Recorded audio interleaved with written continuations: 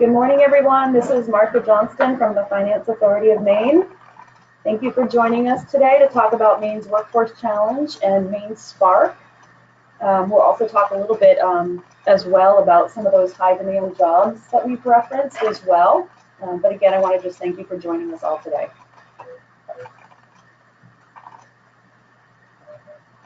Oh, my apologies, my phone line was muted. So for those of you listening through your computer, you just heard me. But for those of you on the phone, you might not have just heard me. Welcome you all today. Thank you for joining us for Maine's Workforce Challenge and MaineSpark webinar. We're going to go ahead and get started. My name is Martha Johnston. I'm the Director of Education at the Finance Authority of Maine. And so I thought it would be fun to start with a quote that kind of sums up why we're having this webinar, right? No economy can succeed without a high-quality workforce, particularly in an age of globalization and technical change. And that was from Ben Bernanke. So I suppose if we just had one statement to make and that was it, this would be the one we'd make. But we want to talk about making the case for Maine and help you all understand what it is we're trying to do with addressing our workforce challenge, the role that MaineSpark plays, but more importantly, the role that all of you can play in helping us really address these needs. So just to start, we're going to start with setting the stage and making sure you understand the sense of urgency about Maine's Workforce Challenge. And I'm sure many of you have heard snippets of this on the news, but just to put it all in one place, right now we have a population trend that is actually not very promising when you talk about looking at an available workforce. So we're scheduled to actually increase the number of people who live in the state who are over 65 by 2032 and decrease the number of people under 65, so the working age population by 172,000 by 2032. So obviously that's a big mismatch when you're already looking at a workforce challenge. We also know that currently our mortality rates are exceeding our birth rates. And there's a little bit of mixed messages on the net in migration. Most recently, it's been flat, and there have been a couple of years where we've seen a little bump, but overall, it's been relatively stagnant. So we need to really think about how we bring more people into the state as well. Currently, we have 660,000 current workers, and 42% of those workers have what we call a credential of value. I think what I'll do right this moment is define credential of value, because we're going to use that term a lot during this webinar. And so I think people might ask themselves, well, what does that really mean? And I'll define it a little later in the presentation, but let's get that done right away. So broadly defined, a credential of value does include any kind of post-secondary work, but it would be certificates, certifications, associate's degrees, bachelor's degrees. But I think the thing that's most important for all of you to realize, we'll talk a little bit more about Lumina Foundation and the work that they're doing around degree attainment, but their definition, their working definition of a credential of value, degree, certificate, or high quality credential leads to further education and high quality employment. So we're really talking about a credential that's tied to the workforce demands. So it leads to employment. It has labor market value. And also a credential of value or a good certificate would have a 20% premium above a high school medium wage. So just to put it into perspective, right? So we're really talking about education that leads to employment and livable, more than livable wages, right? So good paying jobs. Another thing, just to put this all into perspective, is our economic activity in Maine. Between 2009 and 2014, our GDP, so our gross domestic product, actually went down by 1.2%. So that's not a growth factor, obviously. And between 2014 to 2024, our total job projections are scheduled to be less than 1%. I do want to take a moment here and just, I think, point out to all of you that already received the webinar, there was a typo on that originally. I think I had 2014 to 2014. So that's been corrected. And we will actually send out this PowerPoint again at the end of the webinar so that you all have the correct version. And of course, we will also post it to the website. So just a little bit of housekeeping I forgot to mention a little earlier. So if we look at a modest growth scenario for Maine over the next 10 years, if we look at 2014 having 1.1 million work eligible people, so ages 16 and up, and if we think about our workforce growth, what our needs are, we have currently 660,000 who are employed, but in 10 years we're going to need 725,000. That represents a 10% job growth. Again, that's a really modest scenario, but we have to frame what our workforce needs are and put it in terms of the education that people will need to fill those jobs. So we said 42% of our 660,000 have a credential of value, so that has us at 277,000. But over the next 10 years, based on that need of 725,000 employed, 60% of those people will need a credential of value. So that takes us into the 435,000 range. So just to say it again, so if we were to grow jobs by 10% over 10 years, that would mean 65,000 more jobs than today. And to meet the demand, 60% of that larger workforce needs to have a credential of value. So that's in addition to a high school diploma, right? We already mentioned that, but a post-secondary education, whether it's an industry certificate or if it's through an education institution. So this actually translates to an increase of 158,000 skilled workers over today's level. So that's the workforce challenge. That's what we need to address. And so Maine actually has determined that 60% of our workforce will have a credential of value by 2025. So that's our goal. So states nationwide are addressing their workforce challenges. We're not alone in this.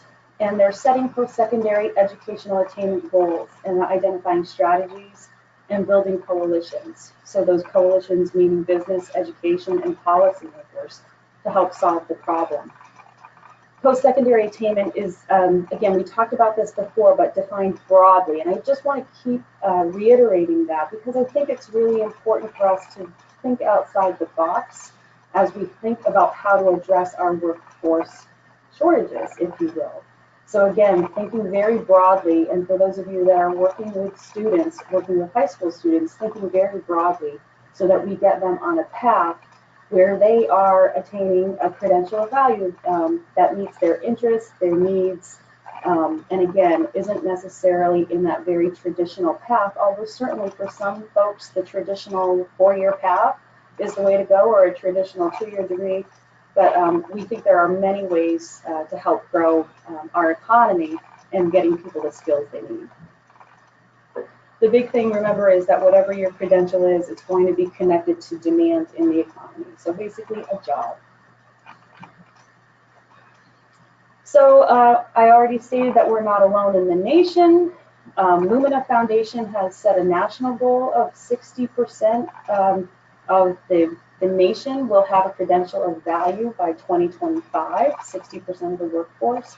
And in New England, you can see our other New England states have also set degree or credential of value attainment goals.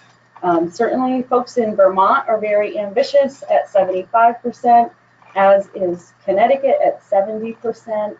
And you can see, of course, New Hampshire's at 65%, and Massachusetts, Rhode Island, and Maine have all determined that 60% is the goal that they will be working on.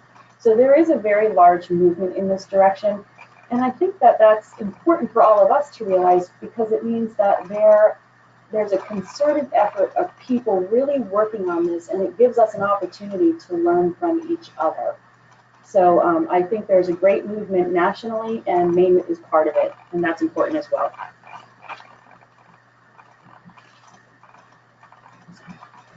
Sorry about that. So what we decided in Maine, we wanted to set a strategic framework for how we achieve this goal. And it started off as a rather small group that got together. So basically, those of us who work on this challenge every day, but recognizing that we needed to come together and have a more organized effort, if you will. We knew there was a lot of great work happening in the state of Maine, serving all of our residents and helping them, but we also felt like a lot of those efforts were unconnected from each other, or we were unaware of each other, and we didn't necessarily have that goal that we were all driving toward. So identifying the goal was really the first part, but then how do you put together a strategic framework to achieve the goal, right? I mean, I think all of us have been in initiatives, been part of initiatives where there's been great ideas, lots of good energy, lots of brainstorming, but maybe there wasn't that structure in that organization to make things go forward. So what we came up with, this group, was that we needed a coalition, and we needed that framework to really address the various channels, if you will, that help feed our workforce. And so you see in front of you strong foundations, future success, adult promise, and new opportunities. And so I'm going to talk about those in a little bit more detail. What happened to come up with that framework is that MaineSpark was formed. And it's a coalition of Maine's most influential education and business leaders who thought it was really important to have a cross-coalition, cross-sector. It shouldn't just be education.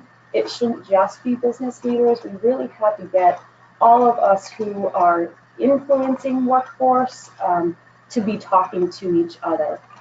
And so these leaders came together and made a 10-year commitment to work together to ensure that Maine's workforce is productive and competitive. And so again, some of this is a little redundant, but you can see Lumina really got the ball rolling nationally. Maine became part of that in setting the statewide educational attainment goal. But MaineSpark was really kind of that underscoring, if you will, that coalition of business leaders and those in education. And I say education, I mean all levels of education. And we'll talk about the various tracks, but I'm not just referring to post-secondary education, even though, of course, the credential of values that we're talking about is post-secondary education. So MaineSpark is comprised of those 4 tracks that you saw previously. And each is providing programs and services for Maine people at all stages of life to reach their education and career goals. So strong foundations, that represents work for children from birth through 6th grade. The future success track represents work 6th grade through post-secondary education.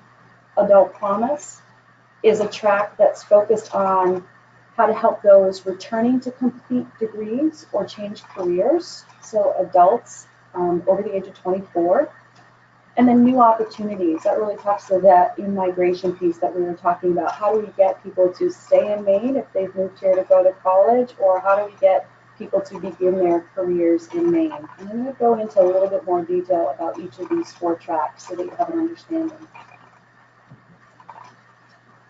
So from birth through 6th grade, the focus of Strong Foundations is to help children begin life with educational opportunities that will create a foundation for strong educational outcomes for their futures. I think the way to think about that is feeding the pipeline, right? When we talk about Strong Foundations, on this slide, I just wanted to give people an example of what we're talking about.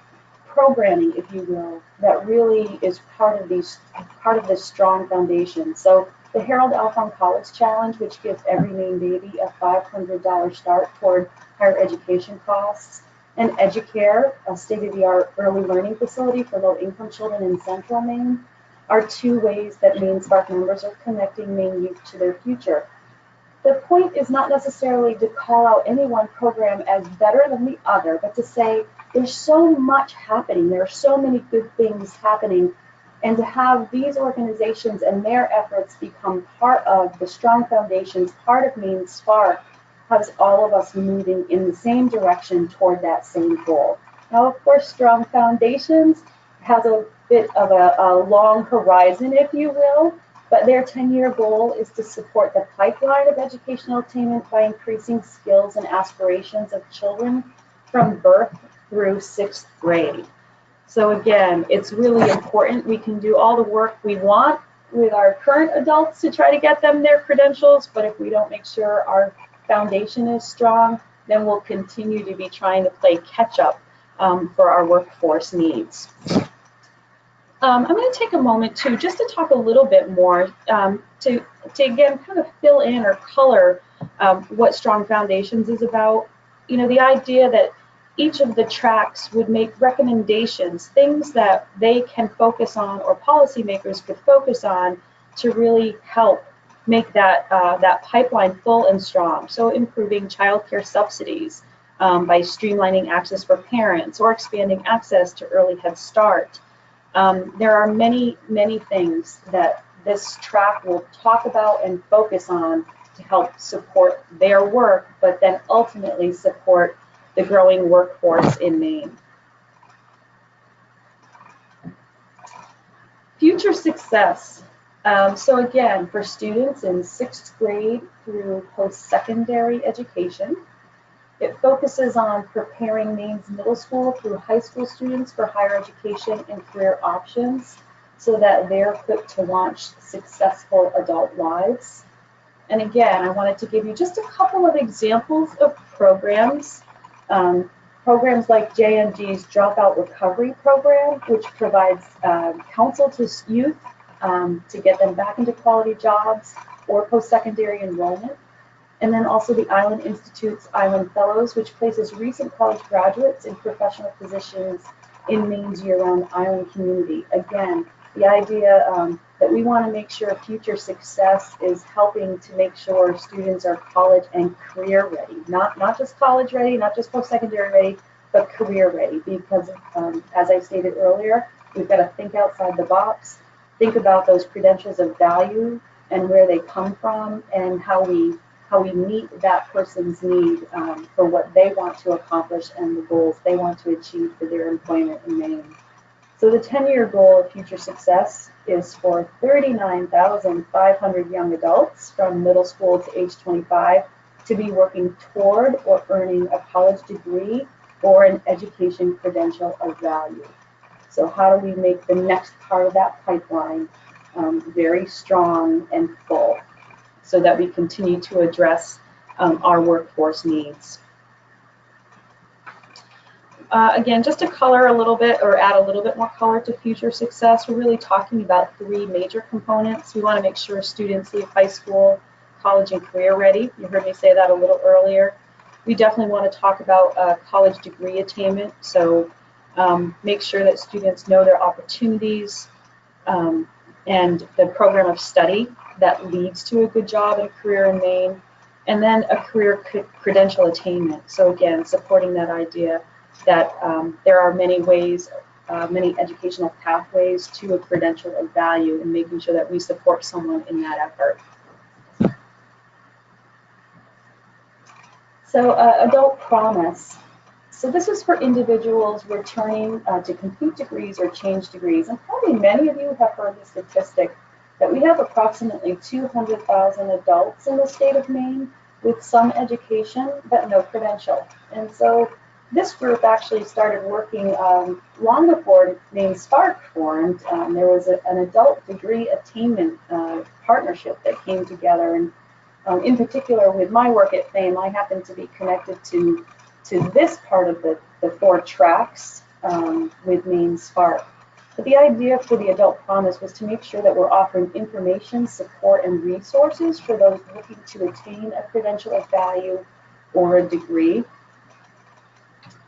Adult Promise in particular is working on how to develop easy access to services that are available for adults that are looking to complete or return to finish their education or to attain a credential of value. Adult Promise, the group, the committee, if you will, the steering group that works in it, we're also creating and testing a financial promise. Well, what does that mean exactly? Well, we really think there's 3 aspects to a financial promise when it comes to education. One piece of the financial promise, of course, the obvious one is tuition assistance, right? So how can we help adults figure out how to pay for that credential that they're pursuing? But we also recognize that adults have different needs than traditional students. So we recognize that perhaps there's a need for emergency funding. And can we build something that shows there's a financial promise that can support an adult, say a car breaks down, or there's food insecurity in the home. How do we help them? And then last but not least, we really want to talk about the idea of flexible funding, if you will, as part of a financial promise. And when we talk about that, in particular, probably the example that comes to mind quickest is for people who maybe have a small outstanding balance, right, at a college or university that they attended years ago. And perhaps that's stopping them from going back to school and completing their education or pursuing a credential of value. Or perhaps somebody has a small balance on a defaulted student loan and they just haven't been able to clear that up. So do we have opportunities to really examine how we can be more creative and more flexible to really help people drop barriers that are put in front of people so that they can go ahead and pursue their education in whatever form that's going to be, and leading, of course, to a job in the Maine economy. Adult Promise is also focusing on strengthening and coordinating what we call the wraparound services. There are many wonderful, wonderful agencies and organizations doing great work in the state of Maine. And much like I was saying earlier with MaineSpark, right? Broadly speaking, we knew there were a lot of people talking about the workforce challenge and addressing it, but there was no coordinated effort. Adult Promise represents kind of a microcosm of that same thing, which is, there was a lot of great efforts, and how do we coordinate those services when it comes to actually working with an individual? So our focus with Adult Promise, again, how do we develop easy access to services for adults, create and test a financial promise that really works for them and addresses those barriers to education, and then strengthening and coordinating the wraparound services. So all of the services that are available to someone pursuing their education, how do they hear about those? How do we support those professionals so that they know what's available to their students or to their clients, anyone that they're working with? So currently, Adult Promise is also in the middle of reviewing RFPs to actually provide a grant to fund modestly, but we're very proud of that, some collaboratives that show that they're working with adults and really become what we hope are best practices that we can replicate. So a collaboration that shows those wraparound services, a financial promise, easy access to information, and again, that are successfully helping adults attain that education credential. So we have a lot to learn through our RFP and our pilot programs once those are underway. And then another big part of Adult Promise work is that we are creating what we consider an information hub. So an easy place for one stop for people to go and find out the information they need for the place that they're at. Because everyone coming in to pursue education as an adult might be in a different spot. For some people, it might be the very first time that they're pursuing any kind of post-secondary education.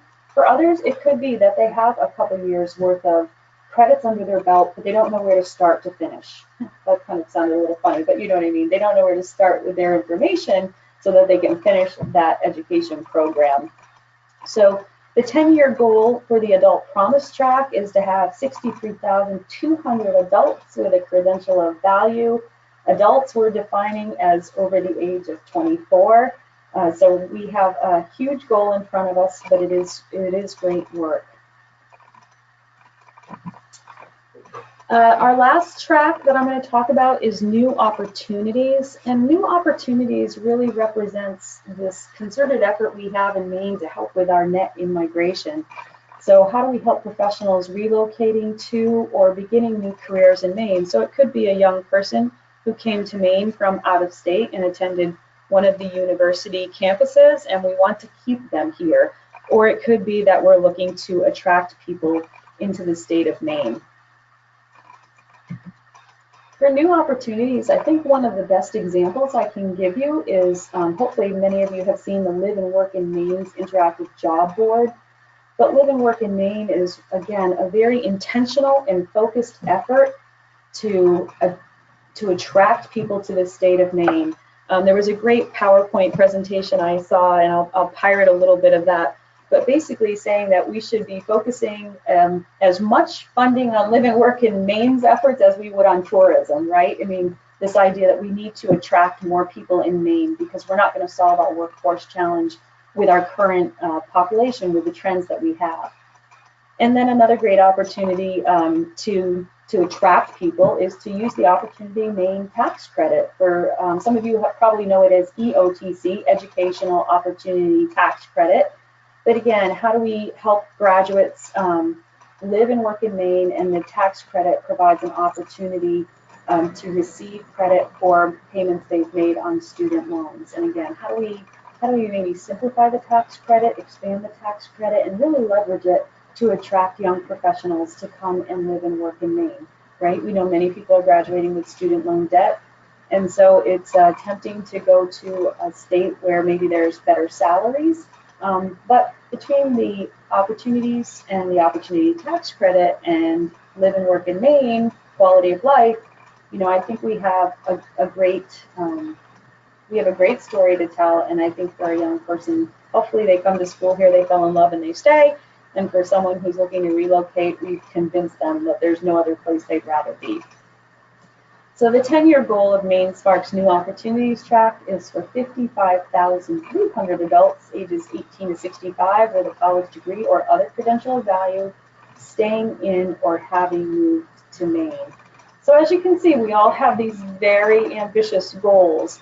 But I think what I like most about the fact that we have those goals is that we're really saying, how do we get to that 158? How do we get those additional 158,000 people with a credential of value?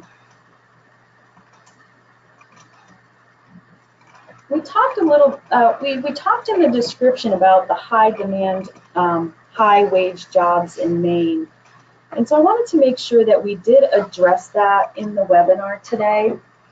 So I've actually shared the link in the PowerPoint where you can actually play around on the Maine Department of Labor website and see more of this. But what I wanted to give you today was just a sense, and I did break up the jobs by STEM and non-STEM because that's actually how it was presented in the job growth by occupation website for DOL. And what I did in particular on this first slide for STEM jobs, I called out just the occupation category. So this isn't necessarily jobs. I mean, everything under there is specific job titles, I guess is what I'm trying to say. So for instance, and we've all heard this for many months and many years, that healthcare practitioners and techs in particular are the fastest growing and the highest demand jobs we have in Maine. So what you see in parentheses is 1,320 annual openings in that field, with an average hourly wage of $38.13. Management, again, some of the highest average hourly wage at almost $41 and 286 openings annually. And so someone might say, well, what the heck does that mean? What does it mean to be management in STEM? So just to give you an idea of some of what we're talking about computer and information systems managers, talking about industrial production managers, construction managers. So you'd be surprised what falls under that, but just to give you a sense of what these broader categories are representing. Certainly computer and mathematical occupations, again, very high wages and job openings right now projected to be at 262 annually. Again, who are those computer and mathematical occupations? What does that mean as far as a job title? So we're talking computer systems analysts, information security analysts, software developers, database administrators. Again, just this idea that the STEM growth and what we've got for annual openings and hourly wages in Maine. So as you're working with students and you're really thinking about what they need to do, where could they take their credential of value? For some people, you know, it might be that they're graduating with a traditional degree, but they need to look at maybe acquiring some other skills on top of that degree to be able to fill in for some of these STEM positions or to apply for some of these STEM positions. So I was just actually at a conference in Phoenix, Arizona last week, and there was really a great presentation by a gentleman who helped launch a website that tries to show the return on investment for education. And he spoke a lot about the traditional degrees and how those traditional degrees really garner a higher wage premium when somebody overlays very specific skills. So maybe I'll just give you kind of a simple example, but of course you could have your English major graduating, but if that English major happens to have also taken account management or sales management courses, then they now have skills on top of that traditional degree that would yield them a higher premium on their salary opportunities. And so when we start thinking about skills on top of education, I think there is a lot of discussion and some great opportunities there. Certainly architects and engineers, that sort of speaks for itself. Business and financial professionals, again, these are all very high wage. If you look at the last two bullets, food preparation and serving, installation, maintenance, and repair, I actually included those because I wanted to make sure that we talked about occupations that don't necessarily require a college degree, so people could see where the demand is. But again, you certainly see that without that credential of value, that the wages possibly are a lot lower. So food preparation and serving. And by the way, I know you're probably asking yourself, when on earth is food preparation and serving a STEM position? But that is not a typo. It really is listed as STEM. So I think that's kind of interesting. It certainly means a higher level person working in that field, but again, not really yielding the higher average wage, hourly wage. And then installation, maintenance, and repair. When we break that down into actual jobs, the highest number really comes through automotive service technicians and mechanics. And I think, as we all know, although that wouldn't necessarily require a post-secondary degree, we are talking about more credentials of value and skills that somebody needs to be working in those fields. It certainly goes without saying, all of us are driving cars now that have computers installed inside them, and so we need our workers to actually have skills that they probably didn't have to have in the past. But that's just an example of what we're talking about here when we're talking about the jobs and the growth anticipated in Maine by occupation. I wanted to make sure that I did the same thing for our non-STEM jobs so that we had an opportunity to take a look there. Again, these are non-STEM, so you do see that there's a significant reduction across the board for the average hourly wage for some of these positions. And I did not list these in any specific order except number of openings per year that are expected, so annual openings. So office and administrative support, sales and related activities, and so think retail. Now we really see food prep and serving. So this is, we're talking about the tourism industry here in Maine, but then you see the hourly wage being significantly lower. Transportation and material moving. I thought this was very interesting. It has a high number of annual openings. And a slightly higher average wage compared to, certainly the food prep and serving. Education, training, and library sciences. So this would, all of these occupations require some kind of post-secondary degree. And you can see with that comes the higher average hourly wage. And then production. Production sounds a little generic, so I want to just give you a couple of examples of what we mean when we talk about production. So forgive me as I flip through to find my production notes.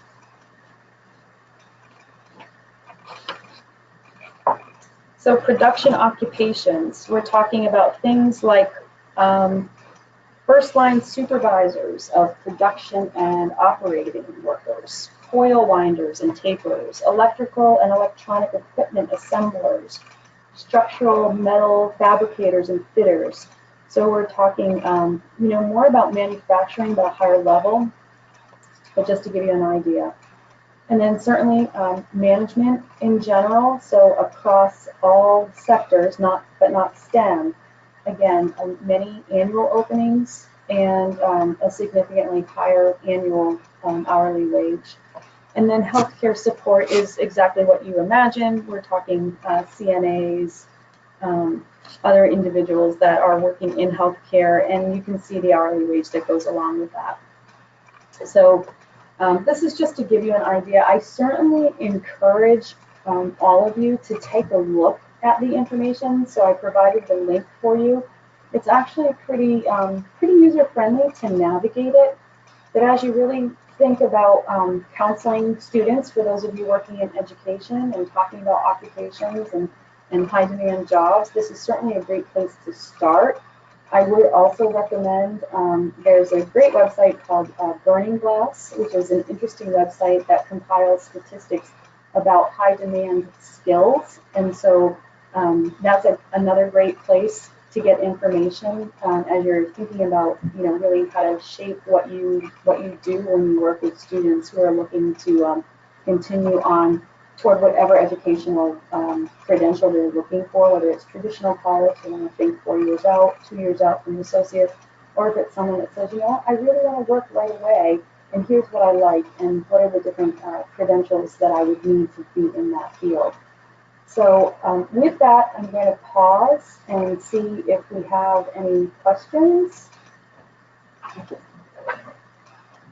think you guys are all on mute, so let me see if I can take care of that for you. You can tell I'm not as smooth as Nyla. She does this all the time.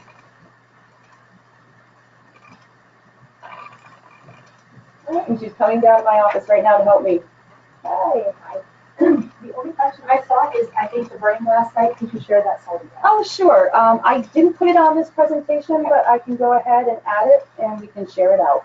Great. So we'll send out the new presentation to add everyone with that addition. Yeah, I'll add the Burning Glass URL to that as well. Okay, so we had no other questions. Certainly anyone is free to contact me if they have anything, but one last plug, I think, for MaineSpark. I want to make sure that we keep you all up to date and make sure that you're involved in this initiative. And so really, here's my plug to make sure that you're part of MaineSpark, because all of us want to be working toward that goal together. So stay informed about the initiative through monthly newsletters, and you can sign up at mainespark.me.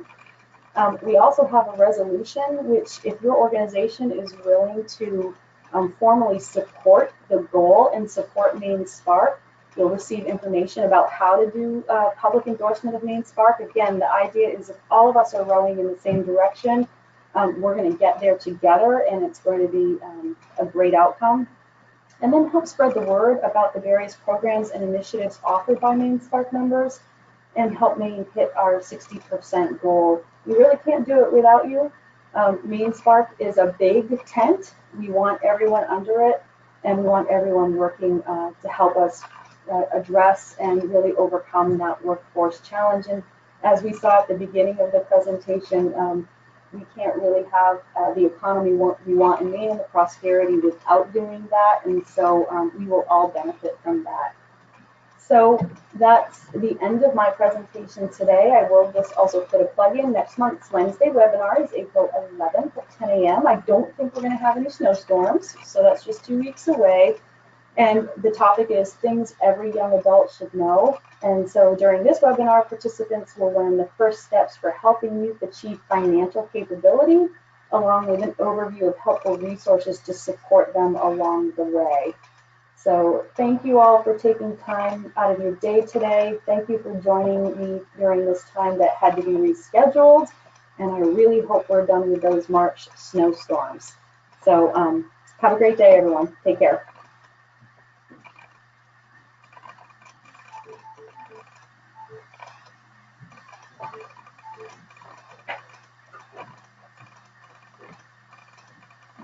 Okay, so end call.